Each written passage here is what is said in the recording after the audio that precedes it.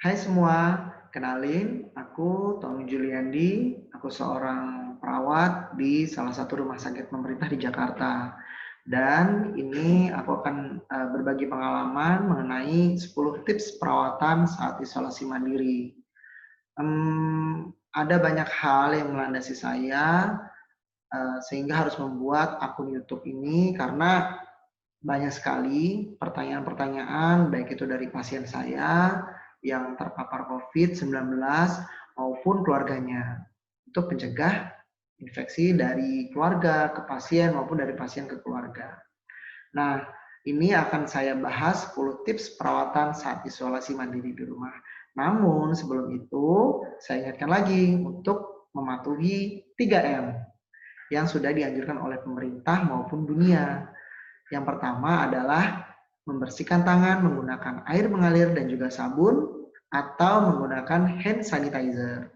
Yang kedua adalah menggunakan masker. Dan yang ketiga, menjaga jarak. Ya, tetap patuhi ya teman-teman semua. Oke, kita akan bahas mengenai 10 tips perawatan saat isolasi mandiri di rumah.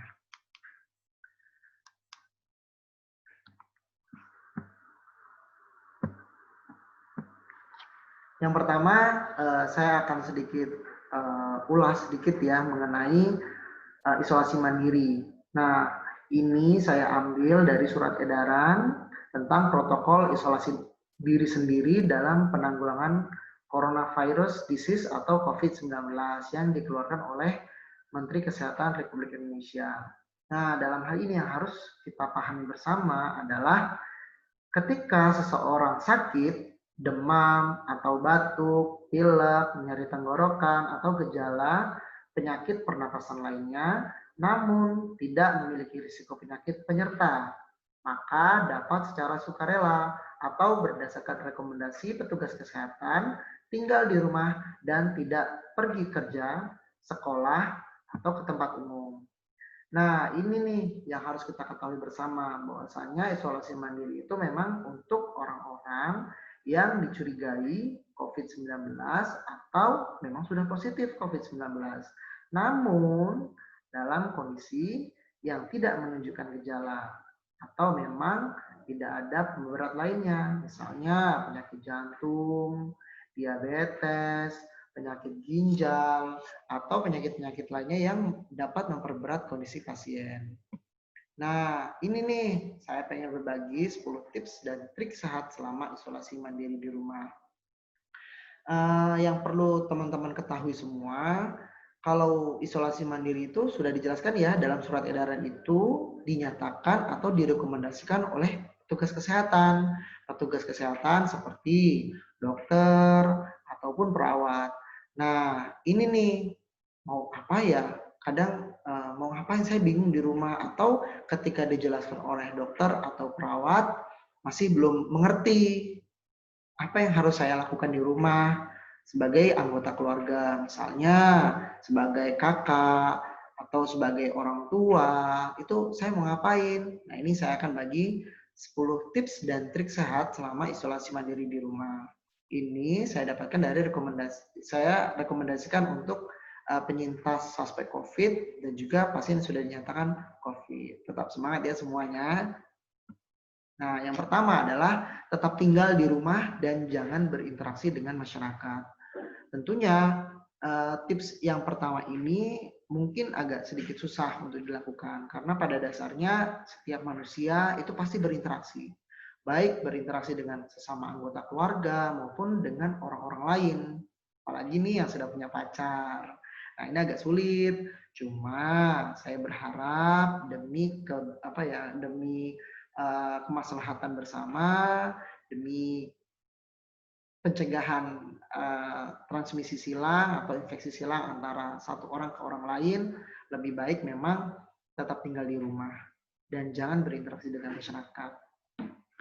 Baik itu anggota keluarga, ya kurangi untuk berinteraksi, saling berinteraksi seperti itu.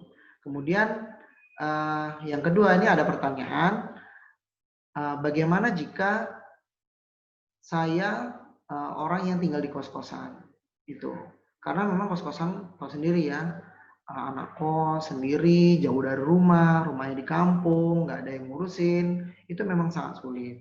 Namun ketika perlu dan urgent untuk melakukan interaksi, silakan lakukan interaksi. Tetapi pada dasarnya jangan lupa untuk tetap menggunakan masker maupun menjaga jarak dengan orang yang akan kita lakukan interaksi dan juga membersihkan tangan seperti itu ya. Anak kos tentunya sulit, nggak mungkin nggak ke warteg atau ke tempat makan, itu sangat penting sekali. Selanjutnya tips yang kedua adalah menggunakan kamar terpisah dengan anggota keluarga lain. Nah ini nih kamar yang direkomendasikan adalah kamar yang terpisah dengan anggota keluarga lain. Jadi kamarnya itu sendiri. Kamarnya itu harus ada sirkulasi udara yang baik, kemudian terhindar dari debu, harus tetap bersih, harus tetap dilakukan pengepelan lantai setiap 2 kali dalam sehari untuk mencegah infeksi dan penyebaran infeksi itu sendiri. Nah, teman-teman, ini untuk teman-teman yang tinggal di kota seperti Jakarta atau Bandung atau kota Surabaya, nah itu kan sangat rapat-rapat sekali ya.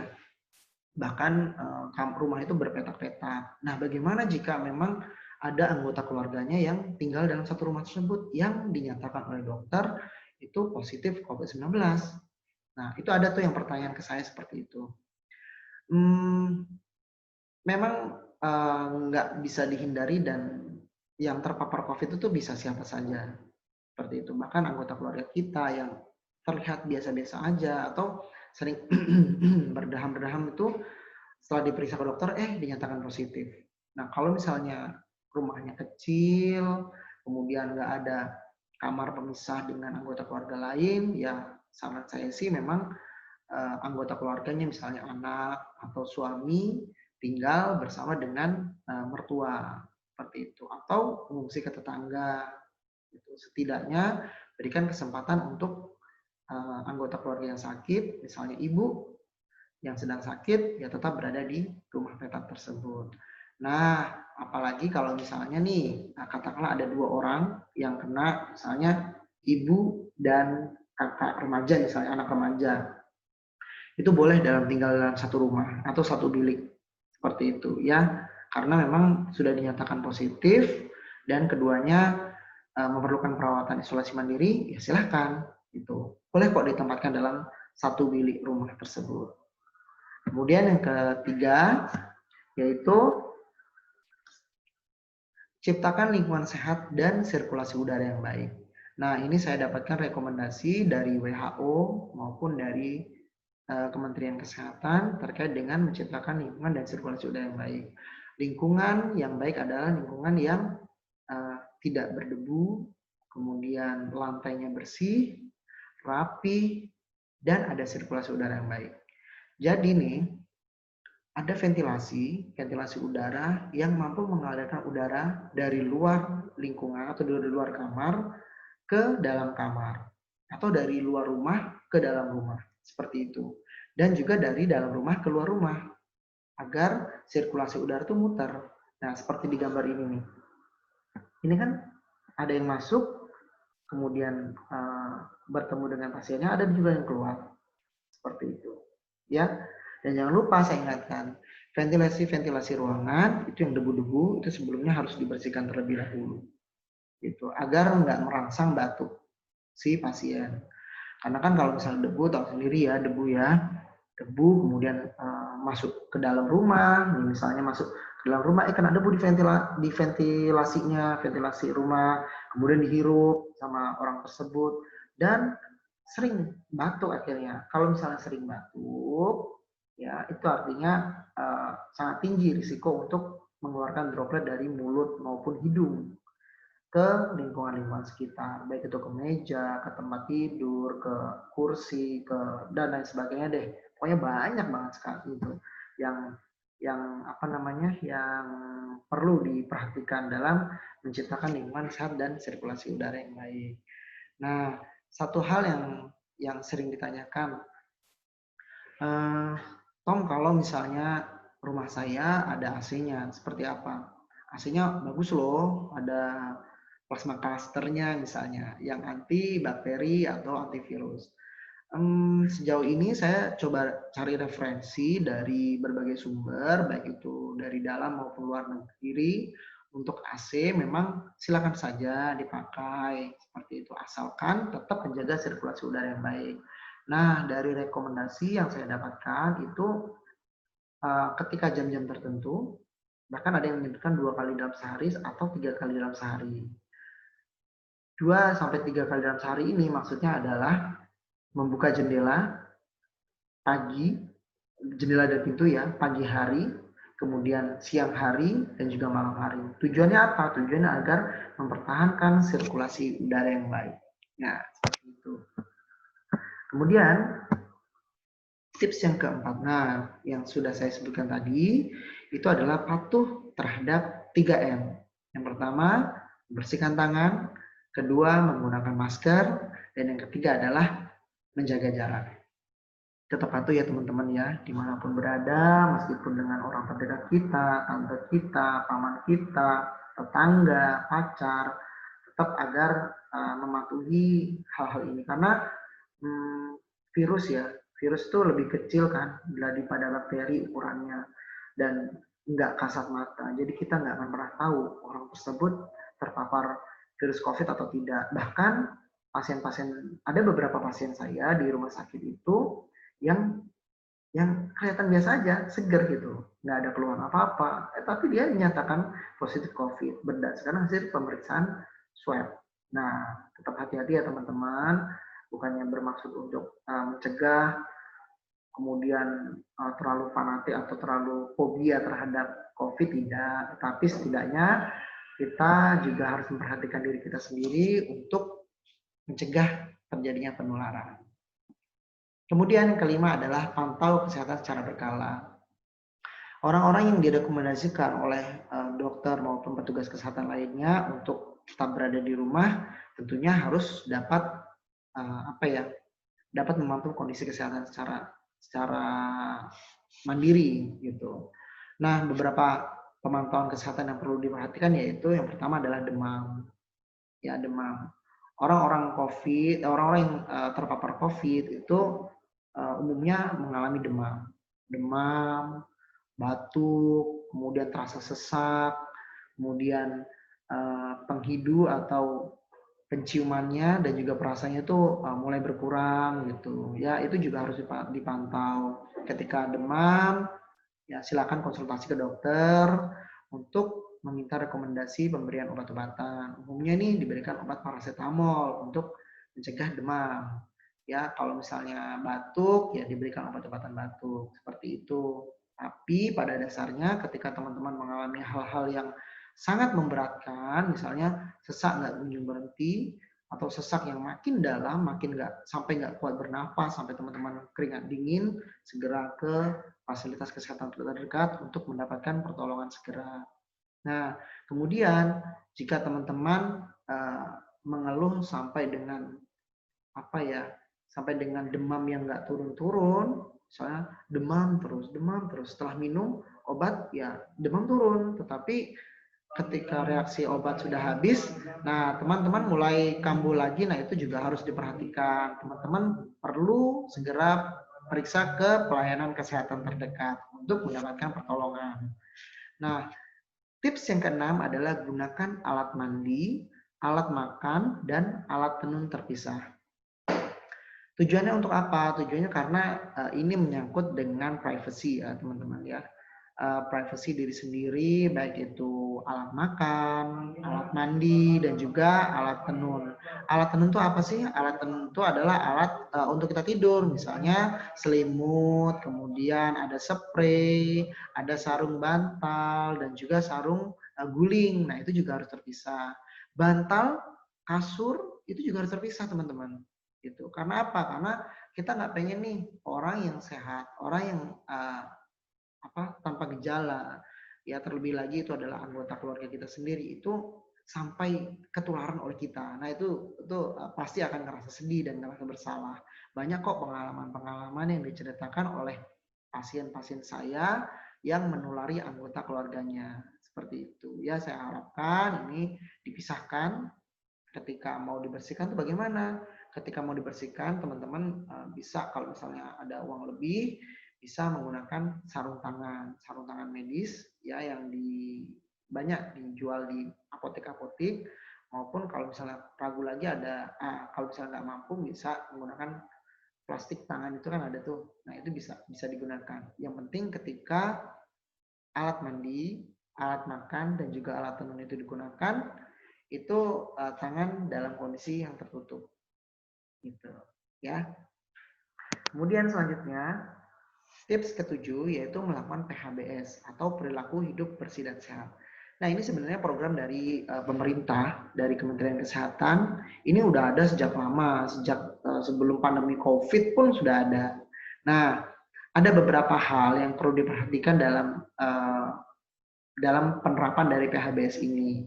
Kalau ini seperti melakukan persalinan di tempat bersalin, ini ya mungkin teman-teman sudah tahu. Tetapi yang jika dikaitkan dengan COVID-19, ini akan menjadi hal penting. Misalnya pada saat yang bersangkutan, si ibu yang sedang mengandung atau anaknya itu terpapar COVID. Nah, itu harus dapat penanganan segera di fasilitas kesehatan. Kemudian teman-teman di rumah itu makan buah dan sayur setiap hari. Itu untuk meningkatkan stamina tubuh dan juga biar mendapatkan nutrisi yang baik. Nggak hanya diasup bubur itu nggak perlu. Kalau misalnya teman-teman bisa mencerna dengan baik, makan dengan baik ya, karena nggak ada gejala di rumah, makan biasa-biasa aja.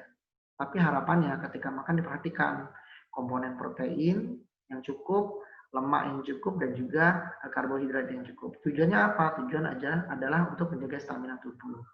Kemudian melakukan aktivitas fisik setiap hari. Nah, ini akan saya jelaskan di slide berikutnya. Nah, ini di sini sudah dijelaskan nih, menggunakan air bersih, mencuci tangan dengan air bersih dan sabun. Itu juga ini ada hubungannya atau relatednya dengan 3M tadi, dan memberantas nyamuk, menggunakan kloset dengan baik dan juga tidak merokok. Nah, ini saya teman-teman saya dapat informasi juga, saya juga udah baca artikelnya bahwa asap rokok itu dapat atau berpotensi menularkan virus COVID-19. Ya, seperti itu. Memang perlu kajian ilmiah lebih dalam lagi terkait dengan penyebaran infeksi COVID-19 melalui udara dan dikaitkan dengan orang yang merokok. Jadi, di dalam kajian ilmiah tersebut, orang yang merokok, itu asap rokoknya itu bisa menyebar ke dalam ruangan karena itu sangat cepat menyebarnya dan itu berpotensi. Makanya teman-teman harus sering-sering menggunakan masker, baik itu orang yang merokok maupun orang yang tidak merokok. Tujuannya adalah untuk mencegah. Jangan sampai kita yang sehat atau anggota keluarga yang sehat menjadi sakit gara-gara ulah kita sendiri atau ulah lingkungannya.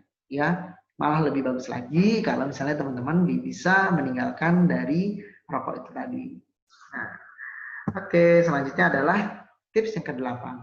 Berjemur di bawah sinar matahari. Ya, ini direkomendasikan sekitar jam 7 pagi sampai dengan jam 9. Yang pertama itu sangat shining sekali ya, sangat menyenangkan sekali ketika ada cahaya matahari di pagi hari dan juga kita bisa berjemur di bawahnya. Ya, yang pertama tentunya akan membantu metabolisme dari vitamin D yang ada di dalam tubuh. Nah, ini sangat bermanfaat juga untuk daya tahan tubuh dan kekebalan tubuh. Di samping itu juga berjemur di bawah matahari itu kan seger banget ya. Tentunya nggak hanya berefek atau berdampak pada tubuh kita yang semakin sehat, tetapi secara psikologis atau kejiwaan kita tuh juga akan merasa sangat senang sekali gitu untuk berjemur di bawah sinar matahari di jam-jam ini ya tentunya ya. Kalau misalnya lebih bisa kemanasan gitu. Nah, apa yang menjadi pertanyaan adalah, Tom gimana nih kalau rumah saya nggak kena sinar matahari gitu? Karena ya tentu saja ya dari Sabang sampai Merauke ya itu ada beberapa rumah atau tempat kita tinggal itu yang nggak selalu kena sinar matahari di pagi hari, ya, yang ketutup gedung-gedung tinggi atau yang lagi tinggal di apartemen dan apartemennya itu ketika ketika matahari terbit dia di belakangnya, itu kan bisa aja gitu. Tapi yang perlu diketahui kalau memang nggak bisa dilakukan, ya nggak apa-apa sih. Saya juga nggak memaksa untuk teman-teman melakukan berjemur di pagi hari. Tapi kalau misalnya bisa dilakukan, let's do it, itu sangat bagus sekali. Nah, kalau yang nggak bisa dilakukan apa? Ya, lanjutkan dengan melakukan tips-tips yang lain dengan cara maksimal. Tapi, kalau teman-teman bisa lakukan dengan baik dan rutin, ya lakukan. Gitu ya. Oke. Nah, tips yang ke-9 adalah membersihkan lingkungan kamar dan daerah yang sering dipegang pasien dengan desinfektan. Teman-teman semua, yang perlu diketahui bersama adalah sering membersihkan lingkungan. Teman-teman yang di rumah yang dinyatakan dan perlu isolasi mandiri itu harap juga turut serta, bukan berarti isolasi mandiri udahlah di rumah leyeh-leyeh tidur-tidur, itu enggak, ya. Teman-teman ketika mampu melakukannya dengan baik, mampu melakukannya sendiri, ya lakukan. Misalnya nih, si kakak umur 25 tahun, kemudian dia perlu isolasi mandiri di rumah, dia nggak ada gejala sama sekali, hanya hasil pemeriksaan swab-nya dia positif, dan boleh oleh dokter dia di rumah. Tetapi ketika si kakak isolasi mandiri di rumah, itu bukan berarti kakak nggak ngapa-ngapain. Kemudian yang beresin rumah maksud saya kamar ya, yang beresin kamar itu adalah ibu atau pembantu. Itu menurut saya perlu dihindari gitu. Kalau kakak mampu melakukannya sendiri, ya lakukan. Ya, untuk apa? Untuk mencegah penularan dari kakak ke orang lain. Nih, misalnya nih kalau misalnya nggak mampu dilakukan, ya nggak apa-apa kalau misalnya. Tetapi lebih baik memang dilakukan sendiri. Tapi kalau misalnya mau melakukannya, itu seperti gambar yang di tengah ini ya, ini menggunakan sarung tangan tebal. Kalau misalnya teman-teman bisa beli atau punya sendiri, itu sarung tangan medis atau plastiknya juga bisa. Tapi memang lebih bagus yang tebal seperti ini. Ini lantai harus dipel setiap minimal 2 kali sehari, pagi sore. Kemudian wastafelnya juga harus sering dibersihkan. Lantainya juga dipel itu juga harus sering. Nah, di samping itu seperti yang sering dilupakan adalah gagang pintu. Gagang pintu itu ya, baik itu yang putaran maupun yang ceklek gitu. Nah, itu juga harus sering dilap menggunakan desinfektan. Ya. Kemudian ada lagi meja kecil ya. Biasanya di rumah itu kan ada meja, atau di kamar itu ada meja kecil atau meja yang besar atau meja belajar. Nah, itu harus sering dilap. Seperti itu. Handphone juga harus sering dilap, dibersihkan dengan desinfektan. Boleh menggunakan hand sanitizer kita juga nggak apa-apa. Setidaknya ada upaya kita untuk melakukan desinfeksi terhadap benda-benda yang sering kita pegang. Jendela, gagang pintu, kemudian ada kursi, ada meja, remote, handphone, remote AC, kemudian apalagi ya gelas, dan lain sebagainya. Nah, itu perlu didesinfeksi maksudnya. Nah, sekarang jadi pertanyaan, Kak, desinfeksi apa yang paling tepat gitu? Sebenarnya ada banyak macam desinfektan yang digunakan untuk melakukan pembersihan atau desinfeksi. Ada beberapa desinfektan. Untuk lantai sendiri itu bisa menggunakan bahan-bahan yang mengandung karbol. Ya, tahu sendiri ya. Saya nggak perlu nyebut merek. Silakan teman-teman nyari sendiri bahan-bahan yang mengandung karbol yang dapat membunuh dan efektif terhadap kuman-kuman seperti virus dan juga jamur dan juga bakteri ya. Kalau misalnya teman-teman mau menggunakan pemutih baju itu juga nggak apa-apa. Tapi kan baunya itu sebenarnya nggak enak ya. Baunya nggak enak. Kalau misalnya pakai bahan yang mengandung karbol itu juga baik sih, direkomendasikan juga oleh Badan Kesehatan Dunia untuk melakukan desinfektan. Selanjutnya yang terakhir adalah tips yang ke-10, simpan hotline 119 atau nomor kontak Satgas COVID-19 masing-masing wilayah. Nah, ini saya ambil dari Jakarta, itu ada 112 atau 119 nomornya ini hotline-nya. Kemudian di sini ada Bu Gubernur. Ya, ini di mana ini? Oh ya, di Jawa Timur. Ini di Jawa Timur dan ini di Jawa Barat. Tentunya setiap provinsi itu punya nomor darurat. Saya harap teman-teman di rumah menyimpan nomor daruratnya, kemudian ketika nomor-nomor ini nih, nomor-nomor yang Jakarta tanggap darurat ini atau nomor-nomor masing-masing wilayah, itu biasanya umumnya ya ada WhatsApp. Nah, kalau misalnya teman-teman khawatir, takut bisa menghubungi pihak dari tanggap COVID-19 dari masing-masing wilayah untuk berdiskusi lebih lanjut tentang bagaimana masalah-masalah yang dihadapi dan bagaimana pemecahannya berdasarkan rekomendasi dari beliau gitu. Atau bisa juga digunakan ketika dalam situasi yang mendesak. Misalnya dalam kondisi gawat darurat dan mengancam nyawa, hotline ini sangat bermanfaat. Ya, seperti itu. Nah, teman-teman, berikut tadi adalah sudah saya jelaskan tentang 10 tips kesehatan tentang perawatan isolasi mandiri di rumah. Saya juga membuka diri pada teman-teman semua untuk berdiskusi dengan saya. Jangan lupa subscribe akun YouTube saya dan juga share informasi terkait dengan 10 tips perawatan mandiri ini. Dan jangan lupa untuk menyalakan loncengnya. Komen juga boleh. Kalau misalnya teman-teman mau dapat informasi lebih banyak lagi tentang perawatan, ya silakan kontak saya atau DM saya di akun Instagram saya juga boleh. Seperti itu. Ya. Bye bye. Semoga tetap sehat selalu, jaga kesehatan ya. Dan tetap lakukan 3M. Bersihkan tangan dengan air mengalir atau menggunakan hand sanitizer. Yang kedua, menggunakan masker. Dan yang ketiga, menjaga jarak. Semoga lekas pulih Indonesia dan dunia. Dadah.